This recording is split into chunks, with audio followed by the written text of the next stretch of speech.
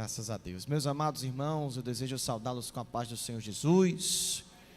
Quero aqui nesses primeiros momentos agradecer a Deus por esta rica oportunidade que Ele nos concede de uma vez mais nos reunirmos para entregarmos o nosso culto racional com muita alegria, com muita disposição, tendo em vista que estamos batalhando para ir morar nos céus.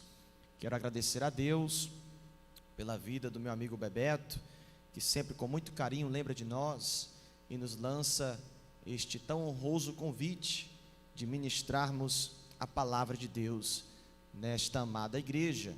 Confesso aos irmãos que da última vez que eu vim aqui, a igreja não estava tão linda quanto está agora. Na verdade, o Esperança sempre foi uma igreja muito linda, né? Tanto no seu sentido externo quanto no seu sentido espiritual. Mas agora está mais adornada e graças a Deus por isso. Mas o mais importante é que a presença de Deus está presente neste culto. Quero louvar a Deus, ao pastor desta santa casa, por confiar o púlpito santo para fazermos uso da palavra de Deus. Juventude, eu gostaria de convidá-los nesse momento a localizar comigo em sua Bíblia o livro histórico do Novo Testamento, o livro de Atos dos Apóstolos, capítulo de número 20. Localize comigo, por favor, o versículo de número 7. Atos, capítulo 20, versículo de número 7. Enquanto os irmãos localizam o texto sagrado, eu quero aproveitar para divulgar aos meus amados irmãos o livro Tempestades no Mar da Vida. É o meu primeiro livro escrito, onde nós encontramos uma abordagem de como Deus trabalha através das dificuldades para moldar e aprimorar em nós um grande propósito. Precisamos parar de culpar o inimigo de nossas almas, o diabo, por toda e qualquer dificuldade que a nossa vida enfrente. Às vezes não tem nada a ver com o inimigo, às vezes é uma permissão de Deus para nos ensinar grandes lições. Por exemplo, Paulo, diferente de Jonas, Paulo enfrentou uma tempestade obedecendo a Deus. Paulo estava no centro da vontade de Deus, indo para onde Deus queria, estava fazendo o que Deus queria que ele fizesse, e mesmo assim a Bíblia diz que Paulo enfrentou uma tempestade tão grande, que o seu barco se quebrou, se espedaçou, naufragou em uma ilha chamada Malta, e no auge daquele desespero eu posso imaginar Paulo se perguntando: se eu estou obedecendo, por que eu estou enfrentando tudo isso? Mas na verdade era uma permissão divina, porque através daquele desastre, Deus queria usar Paulo para ganhar a ilha inteira de Malta através da pregação do Evangelho. Foi picado por uma serpente, mas o veneno não lhe matou, porque às vezes Deus permite você viver certas tempestades para moldar em você uma estrutura capaz de você realizar grandes feitos no nome do Senhor Jesus. Olhe para esse jovem do seu lado, bonito, cheiroso, abençoado, e diga para ele: essa dificuldade que você está enfrentando, esta crise que você está enfrentando, não é para a tua morte, é Deus permitindo, para que através de você, Ele realize grandes coisas. Quem crê nisso, diga graças a Deus. O livro vai estar lá fora, meus amados irmãos, ou ali na mesinha, em algum lugar ali no término do culto, você procure e leve o seu livro para casa. Se você localizou Atos 20, versículo 7, confirma com glória a Deus. No primeiro dia da semana, ajuntando-se os discípulos para partir o pão, Paulo pregava para eles, pronto para partir no dia seguinte, e continuou o seu discurso até a meia-noite. E havia muitas luzes no quarto superior, onde eles estavam juntos. E havia um certo jovem, chamado Eutico, sentado numa janela, e caindo em um profundo sono que lhe sobreveio durante a longa pregação de Paulo, caiu do terceiro andar, e foi levantado morto. Paulo, porém, descendo, inclinou-se sobre ele, e abraçando-o disse: não vos perturbeis, pois sua vida está nele. E subindo novamente, e partindo o pão, comendo, ainda lhes falou por algum tempo até a alvorada. E assim ele partiu. E eles trouxeram o jovem vivo, e ficaram muito confortados. E assim eu digo amém e graças a Deus. Meu querido jovem, eu queria pedir que você permanecesse com a sua Bíblia aberta no texto lido, para a nossa verificação textual. Meus amados irmãos, todos nós sabemos que o livro de Atos dos Apóstolos é um livro que vai trazer um forte contexto para tudo que se vive hoje, para esse momento, a qual nós chamamos momento da igreja, momento da noiva de Cristo. Hoje, nós servimos a Deus e desfrutamos de um certo conforto, entre aspas, mas nós sabemos que tudo que é grande um dia foi pequeno, e toda história teve o seu início. Há alguns anos atrás, ou por que não dizer muitos anos atrás, a igreja, a qual eu e você fazemos parte, teve os seus primeiros passos na terra, e o livro de Atos vai nos contar este período, que a igreja iniciou esta grande comissão, esta grande chamada, esta grande missão, de anunciar as verdades de um Cristo, que morreu, ressuscitou ao terceiro dia, para nos dar vitória. Nós sabemos também que essa história e esse início é marcado por um forte momento, um forte período de milagres, onde a sombra de Pedro curava, por exemplo, e as viagens missionárias de Paulo trazia sempre uma história de milagre, uma história de conquista, uma história do operar de Deus e da grandeza do Senhor.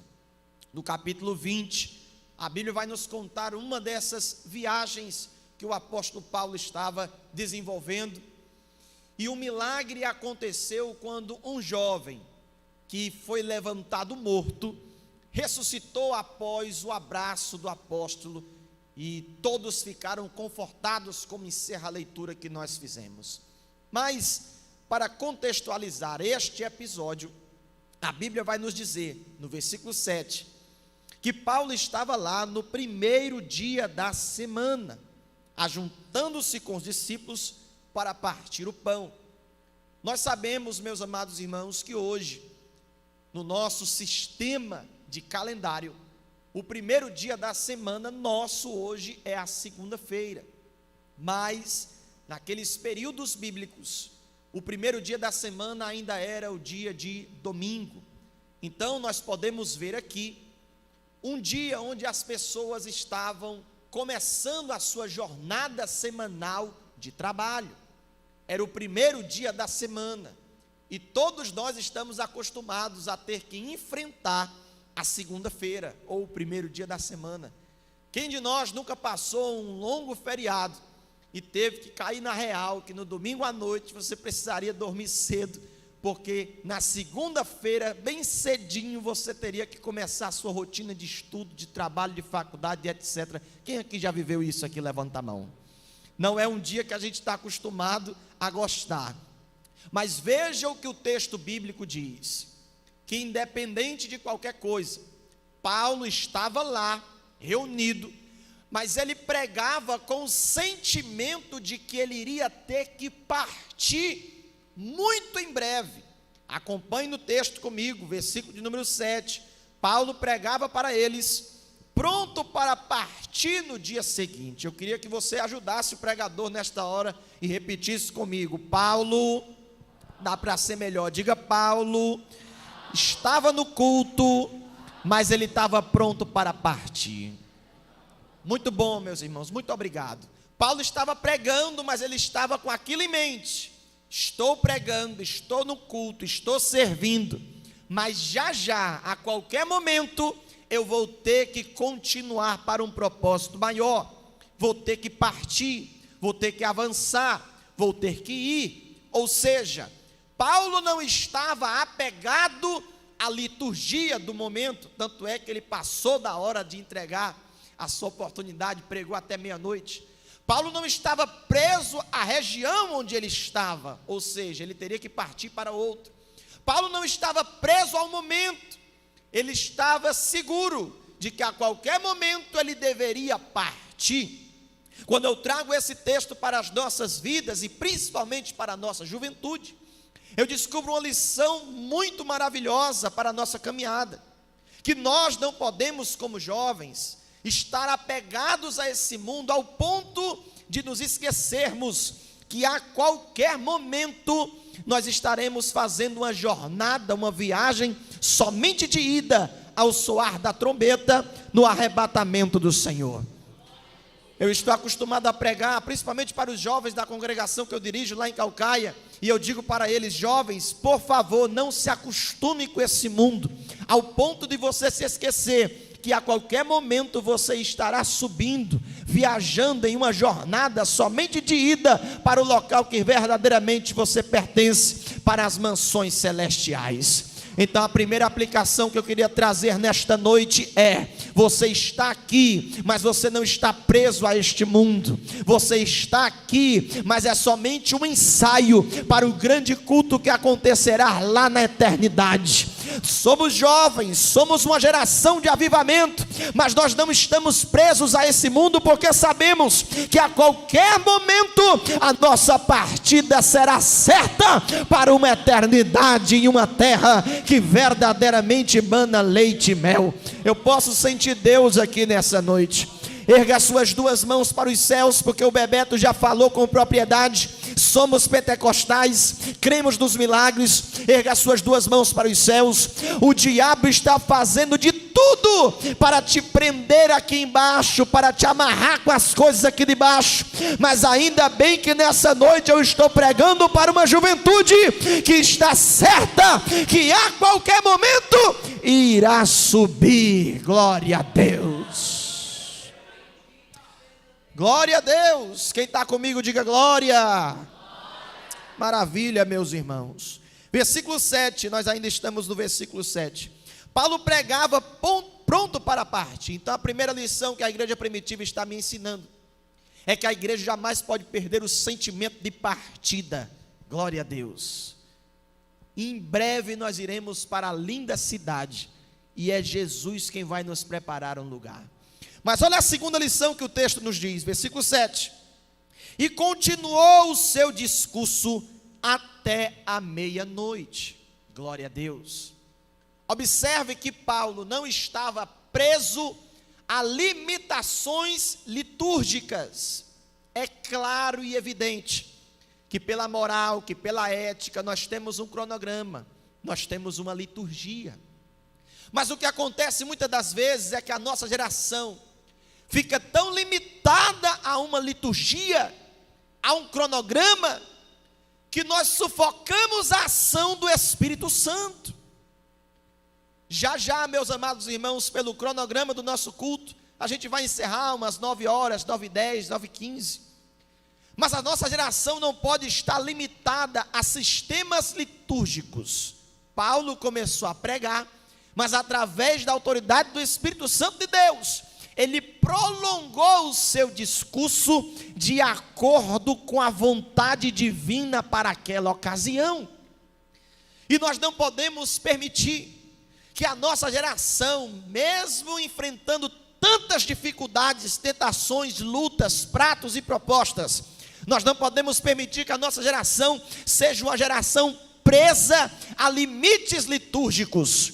Vou te dizer uma coisa que você já sabe: você tem liberdade para adorar a Deus aqui nessa noite. Vou relembrar algo que você já sabe: você está em um ambiente onde a presença de Deus está sendo manifesta. E eu vou relembrar mais uma vez algo que você já sabe: quando um adorador adora, a reunião muda por completo. Capítulo 7 de Lucas, a Bíblia diz que quando a mulher entrou na reunião na casa de Simão fariseu e derramou o seu unguento, Jesus ficou tão à vontade que ele começou a perdoar pecado, começou a perdoar, começou a pregar, começou a ensinar, e ainda terminou a reunião com chave de ouro, dizendo: vai, mulher, a tua fé te salvou. Porque quando alguém adora, a presença de Jesus se manifesta. Ainda sobre este assunto, Nós acabamos de sair de uma festividade mundana chamada Carnaval. E nesta festividade não há limites e nem barreiras para aqueles que comemoram essa festa. E eu estava vendo esses dias que passou uma notícia que saiu nas redes sociais que teve um local que a micareta passou em uma determinada cidade do nosso país, que onde esta micareta passou, nas ruas da cidade ficou um rastro de droga, de preservativo usado ao ar livre, bebida, mau cheiro, urina, fezes, todo tipo de desgraça que você imaginar, ao ar livre. Porque a geração do mundo não conhece limites e nem barreiras. E quando eu olho para a geração dos santos jovens de Deus, às vezes eu encontro jovens acuados, limitados. Eu vou usar uma linguagem bem atual para você entender. Não vou dar glória a Deus não, porque vou achar minha voz feia. E daí, meu irmão?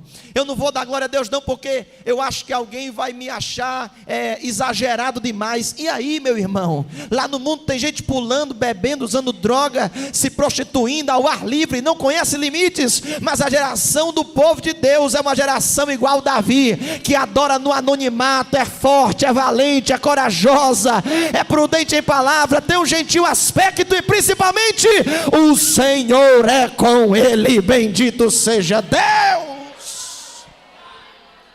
Estou sentindo graça aqui, meus amados irmãos. Primeiro ponto, a igreja reconhecia que estava prestes a partir. Segundo, a igreja não estava preso ou presa a sistemas litúrgicos. Olhe para alguém do seu lado e diga para ele: não tem ninguém fiscalizando teu glória. Oh, aleluia. Não tem ninguém fiscalizando o teu aleluia. Oh, bendito seja Deus. Acompanhe no texto comigo, versículo 8. E havia muitas luzes no quarto superior, onde eles estavam juntos. Repete comigo: o local estava iluminado. Meus amados irmãos, hoje, a gente quando olha para as residências, a gente encontra todo tipo de iluminação, LED, lâmpada, fluorescente. Mas quando você acompanha o período bíblico, quando você começa a prescrutar os costumes bíblicos, você descobre que antigamente, quando era à noite, as casas que eram ocupadas por alguém, automaticamente era uma casa que desfrutava de algum tipo de luz acesa. Agora imagine comigo o cenário da igreja primitiva. Paulo pregando em um cenáculo. O que era um cenáculo, pregador? Era um cômodo elevado de uma residência. E a Bíblia vai dizer que era o terceiro andar desta residência. Então imagine comigo uma residência parecida com um triplex. E lá em cima era onde os crentes estavam. Só que o horário estava se avançando. O horário estava entrando pela meia-noite. E quem passava pela rua do lado de fora olhava para o cenáculo para cima e via um cenáculo iluminado. Lâmpadas acesas. Havia muitas luzes no cenáculo. E é mais ou menos isso que Jesus estava pregando no Sermão do Monte, lá no capítulo 5 de Mateus, no versículo 13, quando ele disse: vós sois sal da terra e luz do mundo. Se o sal for insípido, com que se há de salgar? Para nada mais serve a não ser lançado fora e ser pisado pelos homens. Vós sois luz do mundo, e ninguém esconde uma cidade edificada em um monte, e ninguém coloca uma luz debaixo de um alqueire ou de uma cama, mas no centro de uma casa, e ilumina todos que estão dentro dela. Sabe o que é que Jesus está dizendo? Que a igreja primitiva era uma igreja que que quem estava no mundo, quem estava de fora, olhava e via um local iluminado, que tinha luz, que tinha fogo, que tinha chama, que chamava a atenção, que era diferente. Vou resumir para você entender: a igreja jamais pode se parecer com o mundo, a igreja sempre terá que ser diferente, e é por isso que alguém olha para você e vê uma diferença. É por isso que alguém olha para a tua juventude e diz: ele é diferente. Na faculdade ele é diferente, na escola ele é diferente, na casa ele é diferente, na família ele é diferente. E o diabo está querendo colocar no ouvido da juventude que a juventude pode se parecer com este mundo, mas não é verdade. Esta igreja, esta juventude é uma juventude que foi chamada para brilhar como muitas luzes em um cenáculo. Oh, glória a Deus, aleluia.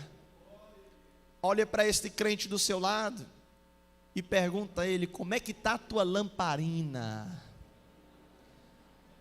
Eita glória!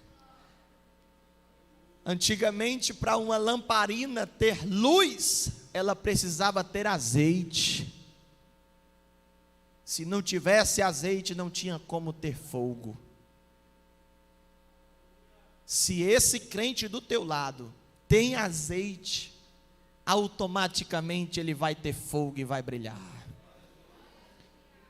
Pregador, e se eu tiver só no pingo do azeite? Pregador, e se eu estiver me arrastando só na rebabinha do azeite, o que é que eu faço? Tenho uma boa notícia para você: pedi, pedi, dar-se-vos-á. Busca que encontra, pede que recebe, bate que se abre. Ainda é tempo, ainda há tempo de buscar a Deus e receber resposta de poder, poder de renovo, renovo para continuar a caminhada e não parar jamais. Estou sentindo Deus aqui, irmãos. Já que você entendeu agora o contexto daquela ocasião, olha o que o versículo de número 9 diz: e havia um certo jovem, chamado Eutico, sentado numa janela, e caindo por um profundo sono que lhe sobreveio durante a longa pregação de Paulo, caiu do terceiro andar e foi levantado morto.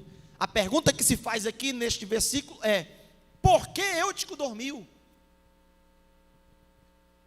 Por que Eutico cochilou? É a pergunta mais óbvia. Antes de nós continuarmos, alguns comentaristas bíblicos disseram que Eutico dormiu porque era o primeiro dia da semana. Aí você diz: o que é que isso tem a ver, pregador? Todos nós sabemos que a jornada de trabalho de um trabalhador comum é muito longa. Pregador, mas a Bíblia diz que o camarada era um jovem. A palavra jovem na Bíblia não é um adolescente de 14 anos não, irmãos.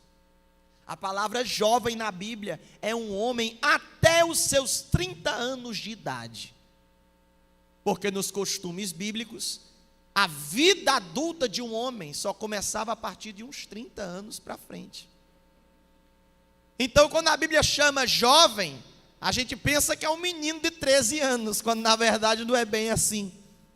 Quando Paulo diz para Timóteo: Timóteo, ninguém despreze a tua mocidade. A gente pensa que Timóteo era um meninozinho de 15 anos pastoreando a igreja, né?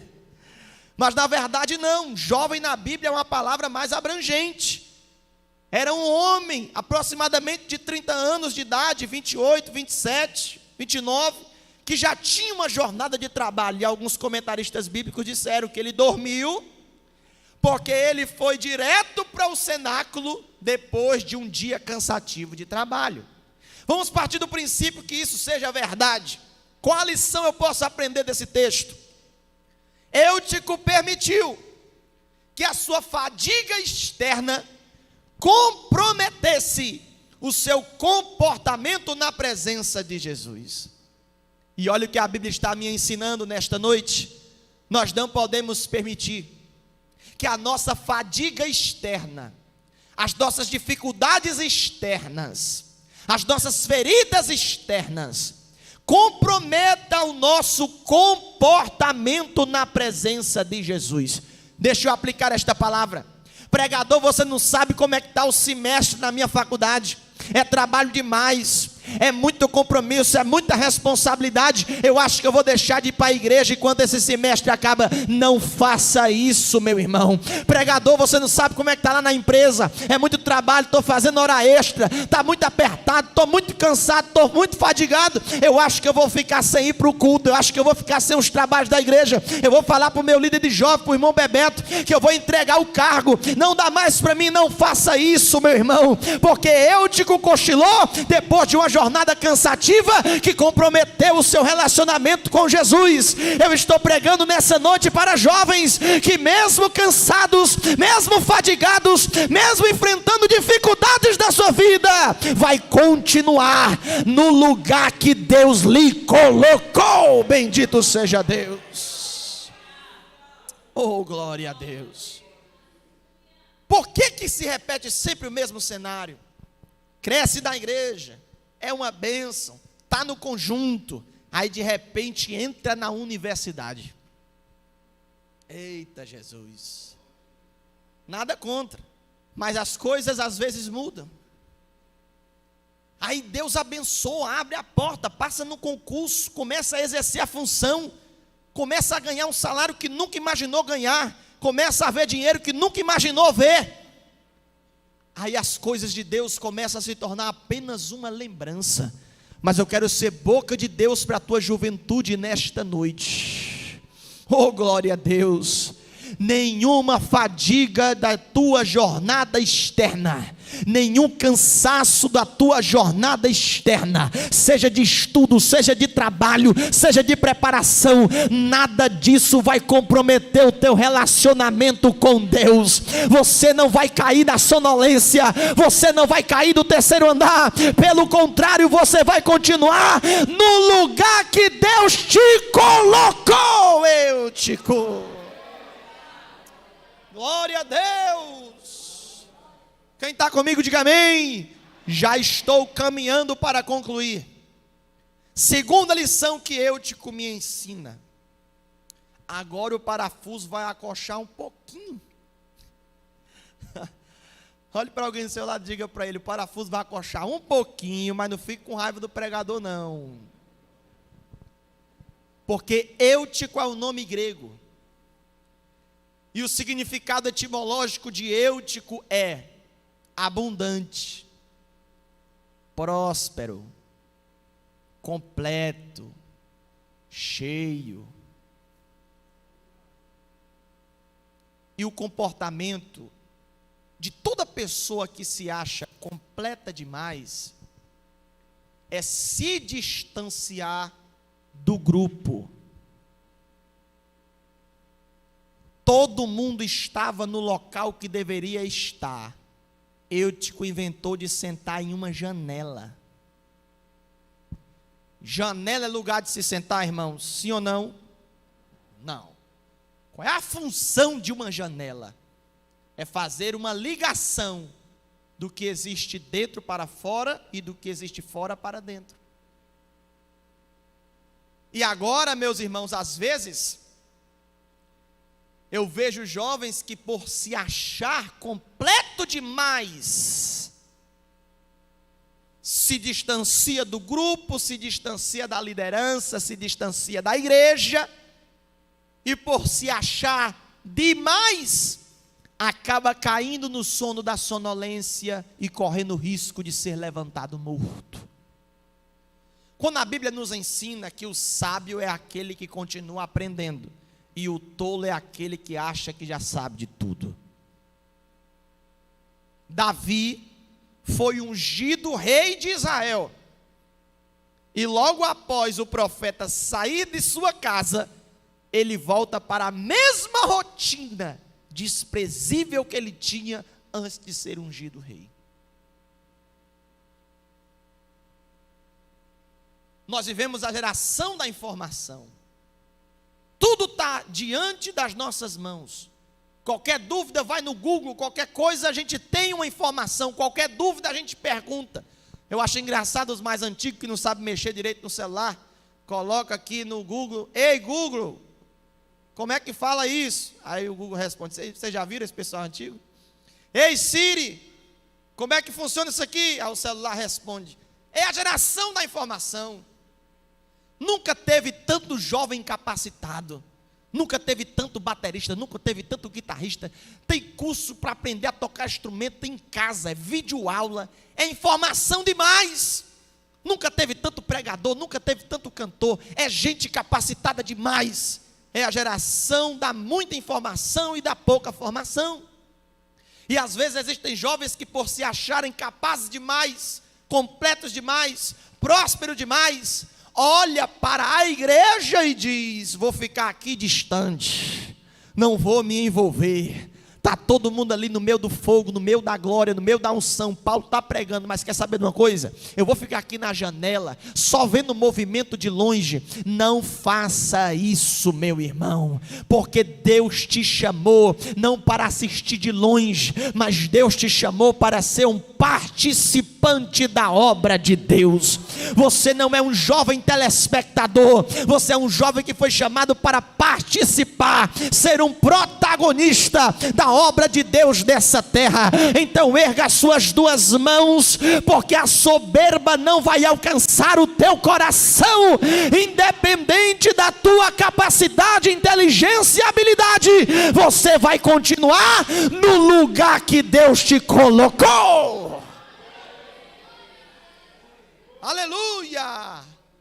Bendito seja Deus. Terceira lição que Eutico me ensina: cuidado com o local que você se posiciona. Repito, janela não é lugar de se assentar. E meus amados irmãos, se tem uma coisa que nós não conseguimos fazer muito bem, ou temos dificuldade de fazer, é focar em algo. Você já percebeu que daquela reunião só Eutico dormiu? Ah, pregador, mas é porque Paulo foi chato demais. Pregou até meia-noite, quem é que aguenta? As mesmas palavras que Eutico estava ouvindo, eram as mesmas palavras que o resto do povo estava ouvindo, e só Eutico dormiu. O mesmo culto que Eutico estava, era o mesmo culto, a mesma reunião que os demais estavam, e só Eutico dormiu. Então o problema não estava em Paulo, o problema não estava no cenáculo, que era alto demais, ou a janela que era desconfortável demais. O problema estava em Eutico. E a gente tem essa dura e feia mania de querer colocar a culpa da nossa sonolência em fatores externos. É Paulo que prega ruim demais, é a igreja que não está legal, é a janela que não está legal, é o banco que não está legal, é Beltrano que eu não vou com a cara, é Ciclano que eu não vou bem com ele. Não, quer saber de uma coisa? Eu vou me distanciar porque está demorando demais, já era para ter acabado. Quando na verdade a gente tem que olhar para dentro de nós mesmos e ver: tem alguma coisa de errada é comigo. Oh, glória a Deus. Então, meus amados irmãos, Eutico caiu porque ele se coloca em uma janela. Muito cuidado com o local que você se posiciona, porque tem locais que faz você ver o que não era para você ver. Eutico em uma janela, já estou caminhando para encerrar. Imagine comigo o Eutico aqui, ó. Uma hora ele olha para o culto, pegando fogo, Paulo cheio do Espírito Santo, a igreja dando glória, daquele jeito que você estava aqui com as luzes apagadas, louvando ao Senhor, Bebeto louvando, o ministério de louvor louvando, a igreja adorando, a coisa mais linda. Outra hora Eutico olhava para fora aqui, ó, e via o mundo. Jovens que não conheciam o que o Eutico conhecia, o mundo que não viveu o que Eutico estava vivendo. Isso aqui é coisa de pregador, a Bíblia não diz, mas eu conjecturo. Alguém olha para Eutico e diz: o que você faz aí, Eutico? A essa hora tu era para estar dormindo depois de um dia cansativo de trabalho. Aí Eutico coça a cabeça: pois é, né? É porque está tendo aqui um culto, tá uma bênção e tudo, dando satisfação para quem não merece.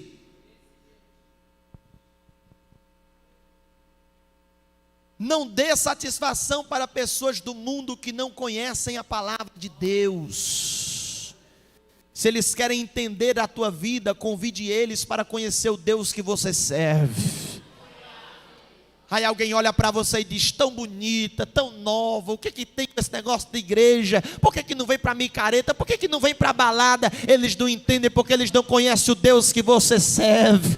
Alguém olha para você e diz: tão bonito, tão novo, por que que não vem aqui? Tem tantas propostas, tem tantos pratos. Eles não entendem porque não sabem o Deus que você serve, não conhece a fonte que você bebeu.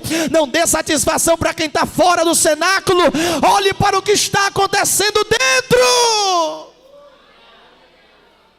Glória a Deus. Eu queria convidar você a ficar de pé comigo nesse momento, porque esse local errado que Eutico se colocou fez com que ele sentisse um duro sono. Eita, Eutico.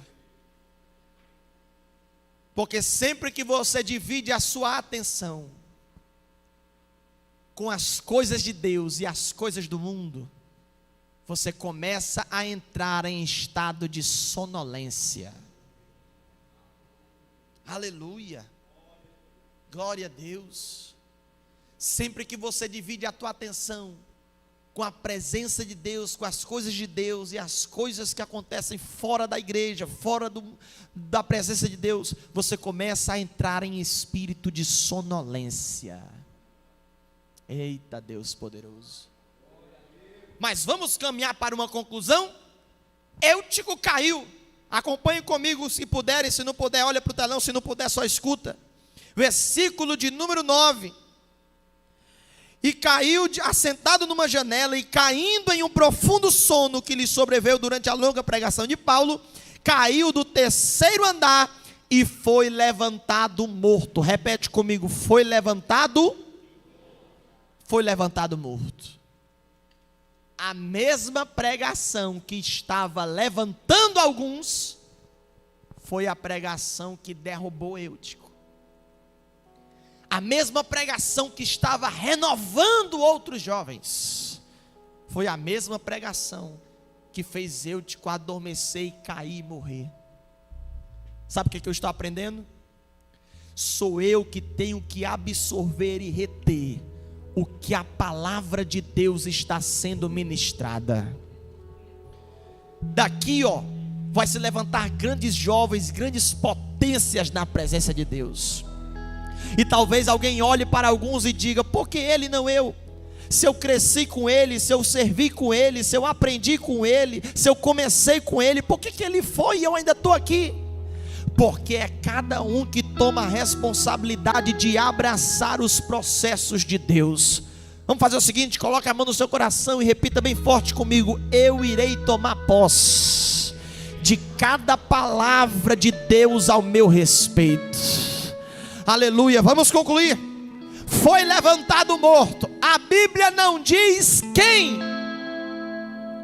A Bíblia não diz o nome do cidadão que foi lá fazer o CSI, né? Quem aqui já assistiu o CSI? Levanta a mão. E é bom.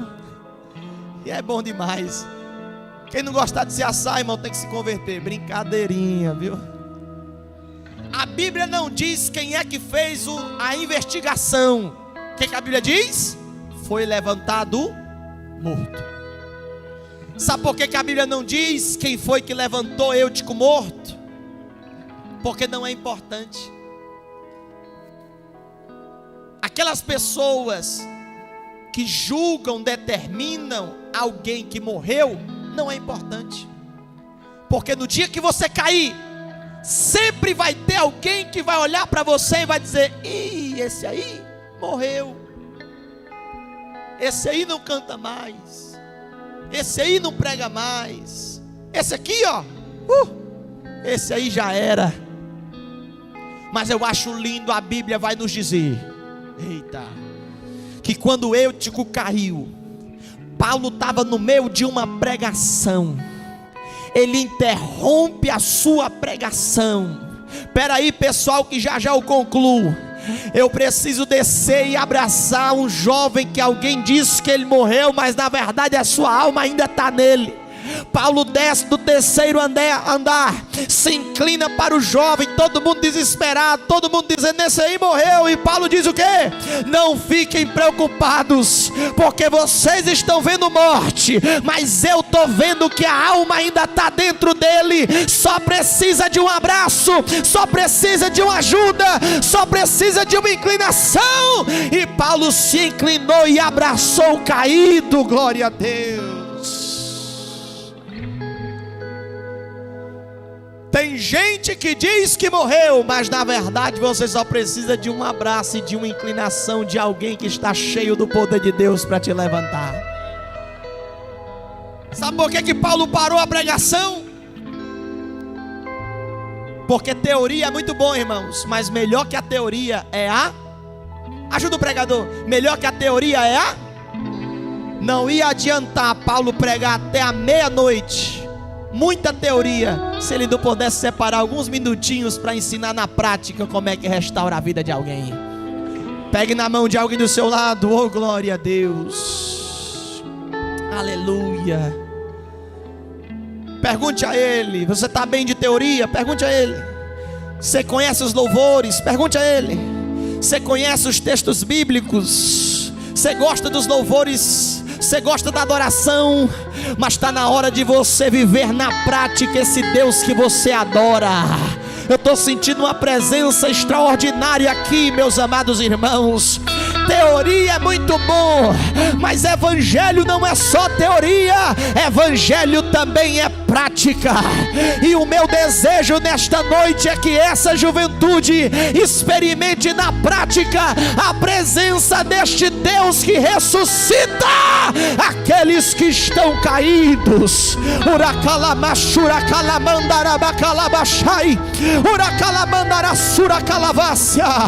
Pegue na mão de alguém do seu lado. Eu vou dar um sinal para a banda louvar. Quando eu der o sinal, eu queria que você fechasse os seus olhos e adorasse. Deixa eu concluir. A Bíblia diz que levantaram o menino vivo depois do abraço de Paulo e ficaram muito contentes. A minha tradução diz que ficaram muito consolados e confortados. Segura na mão de alguém, vamos encerrar agora. Olhe para ele e diga: sempre vai ter alguém para festejar a tua morte. Agora vem o lado bom. Do jeito que tem gente ruim para festejar a tua morte, diga para ele: também tem muita gente que vai se alegrar com a tua vida. Está na Bíblia. E ficaram muito consolados, e ficaram muito confortados, e ficaram muito felizes. Tem gente que se alegra com a tua vida, jovem. Eu vou ficar repetindo isso aqui até você na glória. Você é importante para alguém. Você é importante para a tua família. Você é importante para a tua igreja. Você é importante para Deus. Tem muita gente torcendo contra a tua vitória, a tua conquista, a tua felicidade, mas também tem muita gente orando por você. Tem muita gente intercedendo pela tua vida. Você só está de pé porque alguém está orando por você. A banda vai louvar um hino agora, e o Espírito Santo de Deus vai caminhar nas fileiras dessa igreja. Fecha os teus olhos e adora nesse momento. Aleluia, Deus.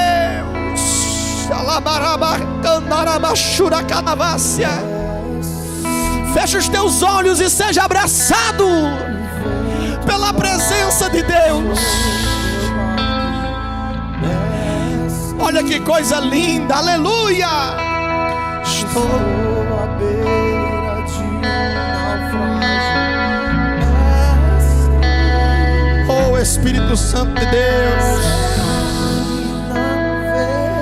Amarachura calamandarabagai. Vai, Eutico, sai dessa janela de indecisão, Eutico. Venha para o meio da presença de Deus. Venha para o meio do cenáculo, Eutico. O teu lugar não é em uma janela da indecisão. O teu lugar é no meio da presença. Não perca o teu foco. este mundo que já está em trevas. Aleluia, mergulhe na presença de Deus. Adore. Eu sei que não estou só. Aleluia. E já posso crer que amanhã vai ser bem melhor. Por quê? Só porque estás comigo.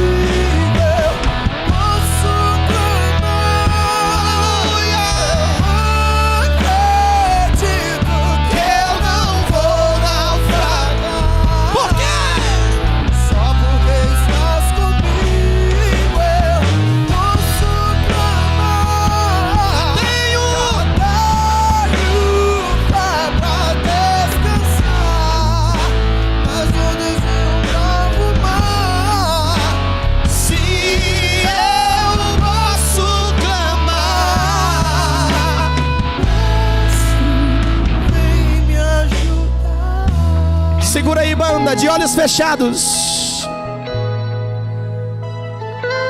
Hoje o Espírito Santo de Deus está te chamando.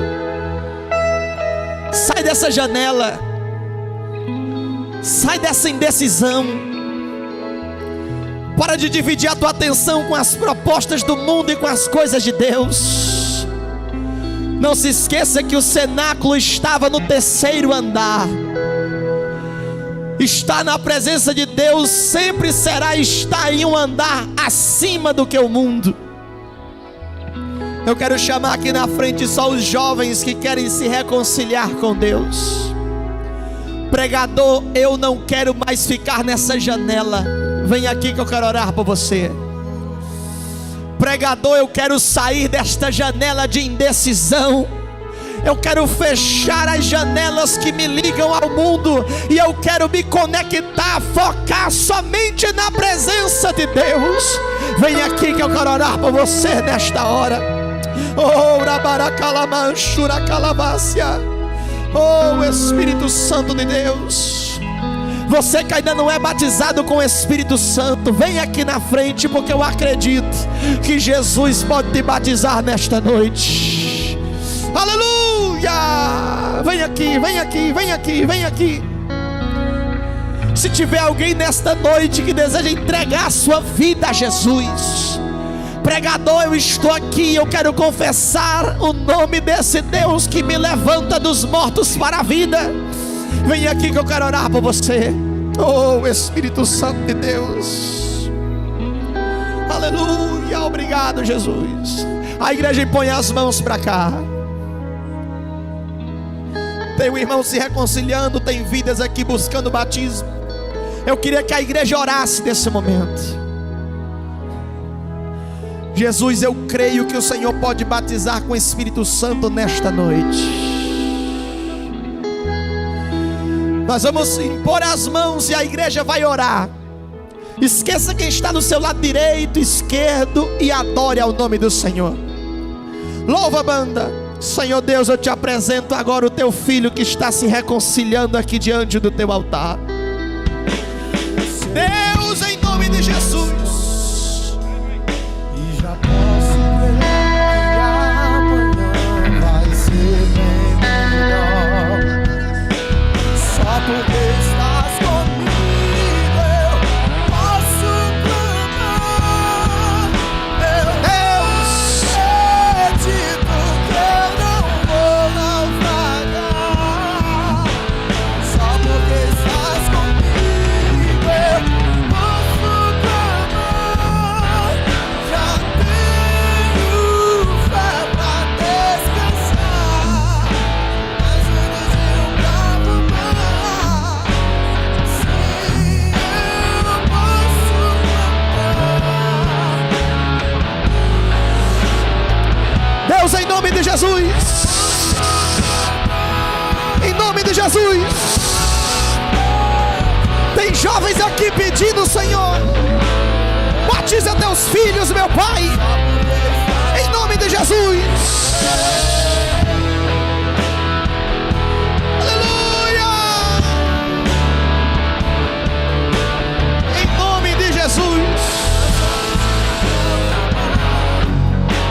Se eu posso clamar, Jesus. Em nome de Jesus. Quem é esse que até Em nome de Jesus. Seja batizado em nome de Jesus. Seja batizado em nome de Jesus. Jesus! esse nome toda língua confessará. Jesus! Meus braços pra te adorar, Jesus. O presente que Deus enviou pra nós. Olha o vento ficar ao ouvir tua voz. Posso clamar. Eu Acredito que eu não vou naufragar. Deus está contigo.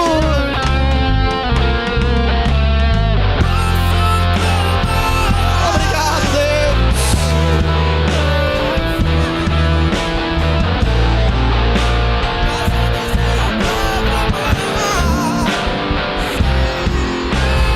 Posso. Segura aí, banda. Eu quero ouvir o barulho da igreja orando nesse momento.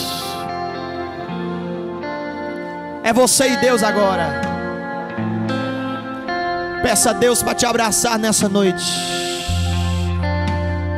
Olha aí, eu estou vendo gente orando aqui. Vamos fazer o seguinte: procure alguém para você dar um abraço agora. Vamos encerrar. Procure alguém para você dar um abraço aqui na frente. Dê um abraço no irmão do seu lado. Aleluia, aleluia, aleluia. Abrace alguém, ore por ele por alguns instantes. Libere uma palavra sobre a vida dele por alguns instantes. Porque para jogar maldição, para falar coisa contrária, tem muitos. Mas você vai ser boca de Deus para a vida desse irmão, para a vida dessa irmã. Ore por ele em nome de Jesus. Maravilhoso Deus e eterno Pai, nesse instante, Senhor, te apresento esses jovens que estão aqui diante do teu altar, que estão aqui na nave da igreja.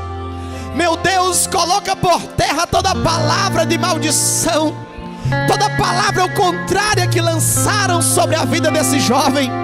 Deus, se alguém disse que eles não iriam ser felizes, se alguém disse que eles iriam se afundar na droga, no álcool, na bebida, é mentira de Satanás, porque a tua palavra sobre a vida deles é mais poderosa.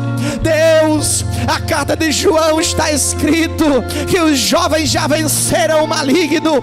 Pai, em nome de Jesus, eu te entrego essa juventude em tuas mãos, porque eu creio que grandes coisas estão por vir. Se você crê nisso, aplauda acima da cabeça ao nome do Senhor Jesus. Aleluia! Grandes coisas estão por vir. Vocês estão se reconciliando, é? Aleluia! Podem sentar, faça isso com muita alegria. Bendito seja o nome do Senhor. Eu quero aqui nesse momento, amada juventude, agradecer esta rica oportunidade.